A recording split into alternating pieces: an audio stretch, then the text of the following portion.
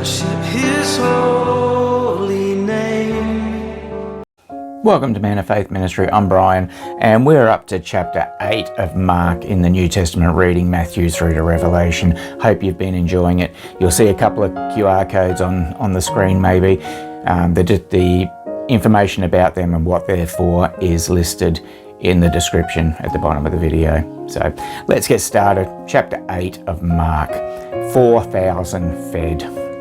In those days, when there was a large crowd and they had nothing to eat, Jesus called his disciples and said to them, I feel compassion for the people because they have remained with me now 3 days and have nothing to eat.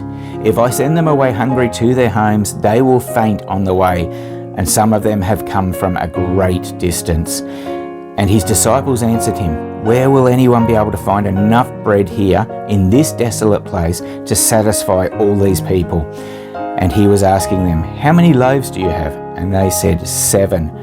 And he directed the people to sit down on the ground and take the 7 loaves. He gave thanks and broke them and started giving them to his disciples to serve them out, and they served them to the people. They also had a few small fish, and after he had blessed them, he ordered these to be served as well. And they ate and were satisfied. And they picked up 7 large baskets full of what was left over of the broken pieces. About 4,000 were there, and he sent them away. And immediately he entered the boat with his disciples and came to the district of Dalmanutha. The Pharisees came out and began to argue with him, seeking from him a sign from heaven to test him. Sighing deeply in his spirit, he said, why does this generation seek for a sign? Truly I say to you, no sign will be given to this generation. Leaving them, he embarked and went away to the other side.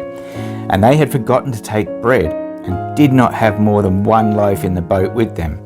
And as he was giving orders to them, saying, watch out, beware of the leaven of the Pharisees and the leaven of Herod, they began to discuss with one another the fact that they had no bread.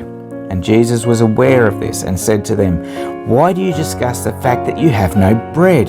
Do you not yet see or understand? Do you have a hardened heart? Having eyes, do you not see? And having ears, do you not hear? And do you not remember when I broke the 5 loaves for the 5,000? How many baskets full of broken pieces were picked up? They said to him, 12. When I broke the 7 for the 4,000, how many baskets full of broken pieces did you pick up? And they said to him, 7. And he was saying to them, do you not yet understand? And they came to Bethsaida, and they brought a blind man to Jesus and implored him to touch him. Taking the blind man by the hand, he brought him out of the village, and after spitting in his eye and laying his hands on him, he asked him, do you see anything? And he looked up and said, I see men, for I see them like trees walking around.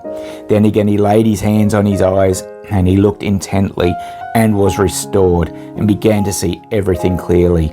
And he sent him to his home, saying, do not even enter the village. Verse 27, Peter's confession of Christ. Jesus went out along with his disciples to the villages of Caesarea Philippi, and on the way he questions his disciples, saying to them, who do people say that I am? They told him, saying, John the Baptist. Others say Elijah, but others, one of the prophets. And he continued by questioning them, but who do you say that I am? Peter answered and said to him, you are the Christ. And he warned them to tell no one about him, no one. And he began to teach them that the Son of Man must suffer many things and be rejected by the elders and the chief priests and the scribes and be killed, and after 3 days rise again. And he was stating the matter plainly. And Peter took him aside and began to rebuke him. But turning around and seeing his disciples, he rebuked Peter and said, get behind me, Satan, for you are not setting your mind on God's interests, but of man's.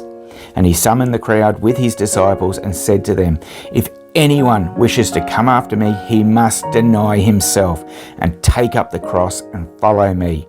But for whoever wishes to save his life will lose it, but whoever loses his life for my sake and my gospel's will save it. For what does it profit a man to gain the whole world but forfeit his soul? For what will a man give in exchange for his soul?